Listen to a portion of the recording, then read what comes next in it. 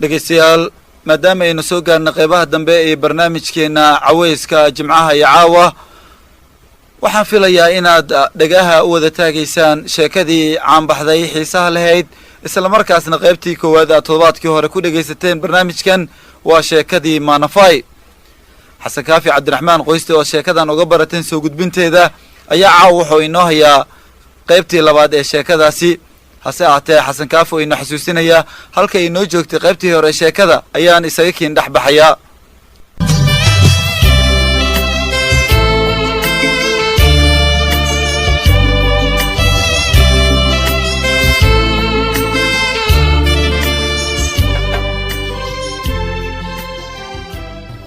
dhegaystayaal qaybtii koowaad ee sheekadii maanafay waxa ay inoo joogtay maanafay oo rabtay inay oofiso ballantii ay la lahayd sahre yuusuf isla markaana ka cabsanaysa hooyadeed oo barandada guriga howl ku haysata iyo maanoo uurka ka jeclaan lahayd in hooyadu mar uun ay jikada u laabato. qaybta labaadna waxaynu ku bilaabaynaa maana uma baran inay keligeed habeen baxdo, baryahanna kaba sii daran waxay ku jirtaa is-ilaalin dheeraad ah, cidduna waxay siisaa fiiro gaar ah. culayskaasi wuxuu ku soo kordhay ilaa maalintii loo sheegay in lagu darayo in adeerkeed abuukar oo mukhtaar oo sida badan loogu yeedho iikar. arrintaasi markii loo sheegay aad bay u yaabtay, ama kaag bay indhaha la caddaysay, afkana gacanta saartay. way ka degi weysay in iikar nin u noqon karo, sina uguma kala duwana isaga iyo walaalkeed aweysow oo aabbaheed iyo hooyadeed ay dhaleen. isku sibay u ciyaari jireen, isma hunguriyeyn karaan. weligeed iikar nin ahaan ugama xishoon, inkastoo aan guurkaasi dhadhan iyo xiise u lahayn, haddana wixii waalidkeed ugu taliyo ma diidi karin. hooyadeed ay cadday qudheedu arrintaas raalli kamay ahayn, iyada ogaysiin ahaan unbaa loo soo gaarsiiyey kadib markii ay go'aansadeen labada oday ee walaalaha ah. iyaduna waxay rabtay in arrinta bilowgeedii lagala tashado, tixgelin weynna la siiyo. ay cadday wax badan bay duqeeda kula dooday tixgelin la'aanta noocaas oo kale ah. waxay ku eedaysaa inuu talada reerka keligii iska go'aansado, isagu eeddaas ma garaysana, aad buu xaaskiisa u qadariyaa una xushmeeyaa. hase yeeshee wuxuu qabaa arrimaha qaarkood go'aanka gaaristooda inay tahay shaqo aan odayga lala wadaagin ee uu keligii xaq u leeyahay. xaaji muumin iyo ow mukhtaar maalkii aabbahood uga dhintay ma qaybsan mana dhaxlan.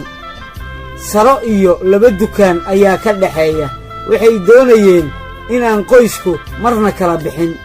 carruurtiina waa koreen, sidaa awgeed ayay intay fadhi gaara qaateen go'aan ku gaareen in 4 carruurtooda ka mid ah isweydaar la isugu guuriyo, arooskoodana isku mar laga dhigo, wadajirna loogu howlgalo. iikar oo mukhtaar iyo maanafay xaaji muumin oo dhinaca iyo aweys xaaji muumin iyo jiijo ow mukhtaar oo dhinaca kale ah. hadda alaabtii waa la gaday, qarash aad u badan baa la galay. arooskiina waxaa lala sugayaa xiritaanka dugsiga maanafay. warkii waa la gudbiyey, dariskii iyo ehelada oo idil waa gaaray. sahre yuusuf guri bulukeeti ah oo 4 qol ka kooban ayaa mid u kiraysan yahay. aad bay u nadiifisay una sharaxday. geeska midig waxaa gidaarka cirifka ku haysa sariir foormiig ah oo si fiican u goglan. koomadiin sideeda u madow baa ag yaal. harqad yar oo ay gacanteeda ku tashay baa ku fidsan. rikoor baa sii dul saaran. cajalado badan baa dhinac rasaysan. dabaqiisa hoose waxaa saaran wargeys sheeko sawiran ah, fataramanso. gesada waxaa ka soo jeeda armaajo gaaban oo iyana sariirta u eg. qaanadaheeda mid baa nus furan. dhar dumar baa ka soo jeeda. harqadtii koomadiinka u eg kasa weyn baa dul saaran. gesacado iyo dhalooyin yaryar oo fara badan baa kor safan. waxaa qaarkood ka dhammaaday, qaarna weli ku jiraa baraafuun iyo waxyaalo kale oo ay dumarku isku carfiyaan ama isku qurxiyaan. gidaarada sawirro iyo farshaxan baa ku teedsan. dhanka bidix waxaa fidsan salooto yar oo madow.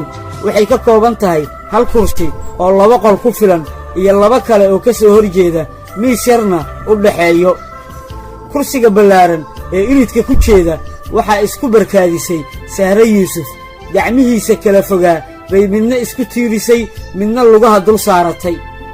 maanafay kursi gacmo leh ee ka soo hor jeeda ayay ku dhacdiidaa, qudheedu kuma qasna, martina uma eka. marba dhankii ay doontay u majafidsanaysaa, faantadeedana fiiqsanaysaa. sheekaa baxaysa, qosol baa bururaya, muusig baa birmanaya, hadalkaa la kala boobayaa, kaftanka iyo farakacayaarkaa la isku tuurtuurayaa. carrada in dad kale ku nool yahay lama dareensana. gow gow iridkaa la garaacay, jag sheekadii baa la xidhay. dhegahaa la taagay, hooddi hooddi baa soo yeertay. wagaray wagar waa codrag, war cusub waa la ishayaa. sahra intay jiifkii ka boodday bay qul u fadhiisatay, guntiinadeedii furfurneed bay meelihii ay ka soo xaydantay kor iyo hoos ugu fidisay. xornimadii baa laysugu yimida ma aragtaa. maanafay iyadu naxdintii runta ahayd bay naxday. wiish baa samada uga yeedhay, intay kud isku tiri bay afarteedii addinba soo urursatay sidii diin khatar dareemay. faantadeedii ay fiiqsanaysay miiskay degdeg u duldhigtay sidii qof tuuga lagu qabtay. garbasaartii kursiga gacantiisa u saarrayd bay la soo boodday, intay hagoog jiq isku siisay bay gidaarka xaggiisa u jeesatay. sahra markay diyaargarowday bay intay albaabkoo dhinac furan yahay indhaha ku taagtay qofkii oo aan loo jeedin ee idinka weyddiistay ku tidhi, yaa waaye soo gala. waxaa soo galay inan da'diisu dhowr iyo 20 jir lagu qiyaaso, maariin dhuuban ah, dhabankiisana ladnaani ka ifayso. hadalkiisu waa ka soo horreeyaa, hambalyo, caawa aad baad u faraxsan tahay, sheekada iyo qosolkaaga kaa baxaya xaafad shanaad baa laga soo raacayaa. intay kursigii uga kacday, farxaddeedii duushayna dib u soo ceshatay bay tidhi, haye axmed ii warran, baryahan waaba lagu waayeye, caawa yaaba kaa roon. iyadoo weli hadalkii wadata ayuu intuu maana ku jeestay si xushmad leh ugu yidhi, jaaw abbaayo. maana madax ruux keliya ayay ugu jawaabtay. sahraa hadalkeedii sii wadata ee tidhi, qoftan oo aan isku dheernahay baa ii timidoo sheekadu isugu kaaya baxday. axmed waxba isma martiyeyne intuu si deggan oo kalsooni iyo isla weynina aanay ka marnayn u soo tallaabsaday ayuu kursigii weynaa ku dangiigsaday. sahrana intay dibadda u yara baxday haddana dib u fadhiisatay bay tidhi, iyadoo maanafay gacanta ku taagaysa, axmedna hadalka u jeedinaysa, gabadhan iska baro, waa saaxiibtay maanafay baa la dhahaa. maana wiilkan waa walaalkay injineer axmed jaamac. maana intay hal mar milicsatay haddana indhihiisa hoos uga gabbatay bay cod si dhib leh lagu maqlayo hoos ugu tiri, barasho wanaagsan. iyadoo dhulka fiirinaysa, iskuna dayaysa inay qariso yaxyaxa lama filaanka ah ee jidhkeeda saaqay. axmedna intuu si xiise leh isha geesgees ugu shiishay buu cod macaan ku yidhi, jaaw maanafay, barashadaadu waa ii farxad weyn. weli eegmadii dulucda lahayd kama dulqaadin, dhoolla caddayntiisiina kama xidhin. quwad dahsoon oo uusan garanayn baa dhankeeda u jiidatay, dunida kalena ilowsiisay. wuxuu u holladay inuu ku tuuro erey macaan oo kaftan iyo afgobaadsi isugu jira si uu qalada uga saaro. hase yeeshee ereygii cunihiisa sooma dhaafin. waxaa hakiyey dareen aan caadi ahayn oo ay ku soo bitisay quruxda aan caadiga ahayn ee hortiisa ka muuqata. subxaanallah, waxaan qurux miyaa? tanina maxamar bay ku noolayd, ka marag inayan isoo marin. qoortan mulaaxda ah, midabkan dahabiga ah, dhabannada cuddoon, indha malaa'igeedkan la moodo inay hurdo soo hayso, iyo tintan saynfardoodka u eg ee indhadaraandarka ah. laakiin sug, waxaad mooddaa inay gaaban tahay. bal markay istaagtaan si wanaagsan u eegi doonaa. sidii loo bixi jiray buu u baxay, soomana noqon, ilaa uu maqlay codkii sahra oo dhankiisa bidix ka leh, maxaad la aamustay, maad noo sheekaysid. ulaakac bay filinka uga kala goysay kadib markay wejigiisa ka akhrisatay dareenkii maskaxdiisa ku miihanaabayey. axmedna intuu isgartay buu ugu jawaabay isagoo xabbad sigaar ah diyaarsanaya si ay degganaanta ugu caawiso, sheekee adigaa marti laguu yahay. cabbaaraa la iska sheekaystay, maanafay iska tagtay markay u adkaysan weysay ninka hor fadhiyee aan kici rabin, eegmada dulucda lehna ka daynaynin. jawigeedii farxadda lahaa buu ka jiiray, xornimadii buu ku cidhiiriyey. culays buu ku noqday. intay saacaddii fiirisay bay iska kacday. sahrana way sii dhowaysay kana soo laabatay. axmed markaasuu intuu sal muggii u fadhiistay sahro xog waraysi ku bilaabay. sahra, malaa'igtan yari maxay ahayd, saaxiibtaa miyaa? ayuu si kaftan dhabla ah ugu tuuray, isagoo indhihiisu qarin kari la'yihiin ahmiyadda weyn ee ay su'aashaasi siinayso. saaxiibnimo saasa ma ahee, laakiin yarta si fiican baan isu naqaan. berigii aan xamarweyne degganayn baan isbarannay, sahra ugu jawaabtay. sahra waa ina eeddadii ay isku aqal ku soo koreen, waa isku da' gabdhaha walaalihiis ahna iyaduu ugu jecel yahay. sidii laba wadaay bay u sheekaystaan, sirta qaarkeedna way isku qarsadaan sidii laba gabdhood oo isjecel. sahra mar baa la guursaday iyadoo aan weynayn baa nin lagu daray. muddo gaaban kadib way wada noolaan kari waayeen. markay in badan ka carartay buu iska furay. sidii ay ninkeedii u kala tageen gooni ahaan bay u degganayd. arrimaha dhallinyarada khabiirad bay ku tahay, laakiinse ma aha hablaha falfalxumada yaqaan. waa shaqaalo dawladeed, sharafteedana way dhowrataa. waxay leedahay saaxiib rasmi ah oo axmed iyo cidda oo dhammiba isku og yihiin, arooskoodana loo wada toog hayo. waa qof bulshayad ah, aad u maskax furan, codkar ah, la moodo inay da'deeda ka waaye aragsan tahay. axmed wuxuu sahro ka codsaday inay rasmi ahaan isu barto isaga iyo maanafay. haddii ay ahaan lahayd hal sanno ka hor markii uu ka soo laabtay waxbarashadii uu 7 sanno dibadda ugu maqnaa, wuxuu halkiisa ku go'aansan lahaa inuu maanafay guursado. haddase go'aankaas ku degdegi maayo. muddadii sannadka ahayd ee uu xamar ka shaqaynayey waxa u korortay waaye aragnimo weyn. waxaa isbeddelay fikrado badan oo markuu dibadda joogay uu ka qabay bulshada, xagga hablaha, xagga shaqada iyo guud ahaanba xidhiirka dadka. aad buu u dhararsan jiray dhammaadka waxbarashada iyo ku laabashada dalka hooyo. 2 arrimood buu ku tala jiray inuu samayn doono markuu Soomaaliya cagaha soo saaro. waxay ahaayeen inuu gabar wanaagsan guursado iyo inuu aqoontii uu soo bartay wax badan ku qabto oo dalkiisa u faa'iideeyo. labadaas arrimoodba inkastoo mabda ahaan uu weli iska aaminsan yahay, haddana xamaasaddii uu hore ugu hayey wax weyn baa iska dhimay. sannad dhan baa u dhammaaday, welina guur u hirgelay iyo wax u muuqda oo uu dal u qabtay midna uma jeedo, uma cadda, isla markaasna ma mooga inay jiraan waxyaalo saameeyey, himadiisii xiinaysayna jillaafeeyey.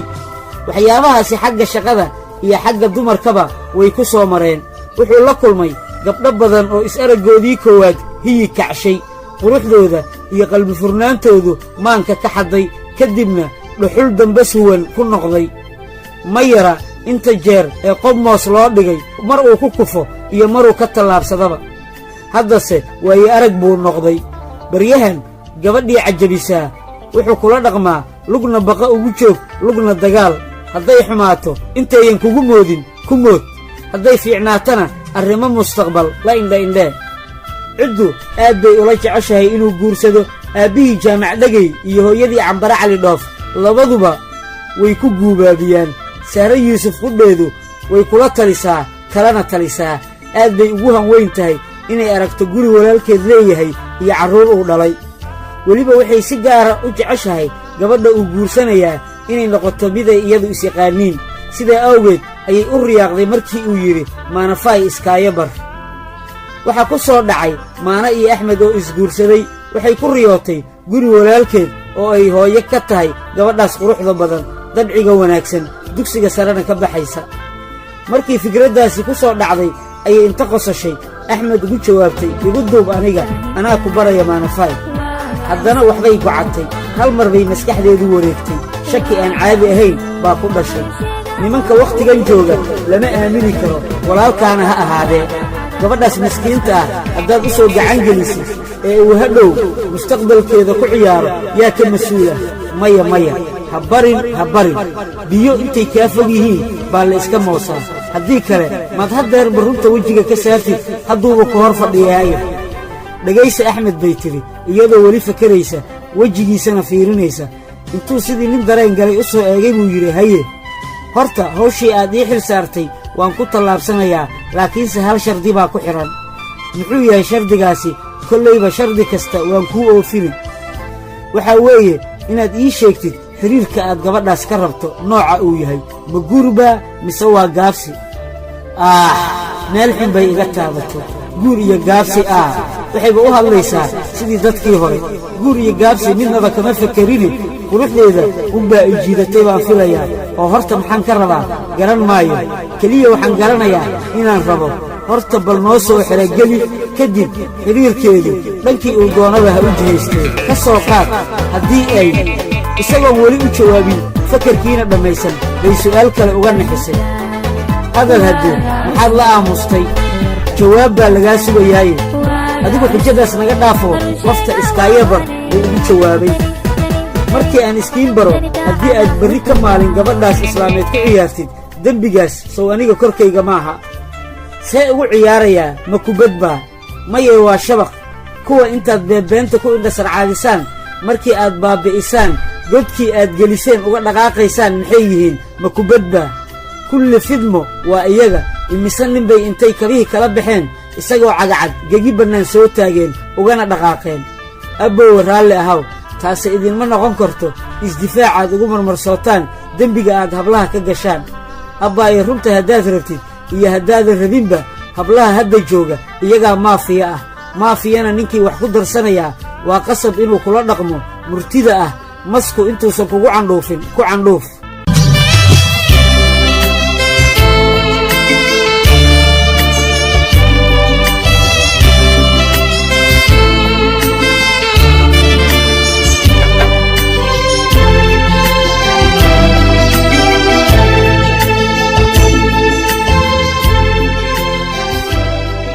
guud ahaan dhegaystayaal waxaynu intaa ku soo gabagabeynaynaa barnaamijkeennii cawayska jimcaha iyo caawa oo ay igala qayb galeen qaar ka mid a wariyayaasha idaacadda hoon afriig iyadoo dhanka farsamada barnaamijkana uu si hagar la'aan ah iiga saaciida farsamo yaqaan cabdiyare tan iyo intaynu barnaamij midkan la mid ah ku kulmi doonno waxaan idinkaga tegayaa sidaa iyo nabaadiino iyo weliba nooli kulante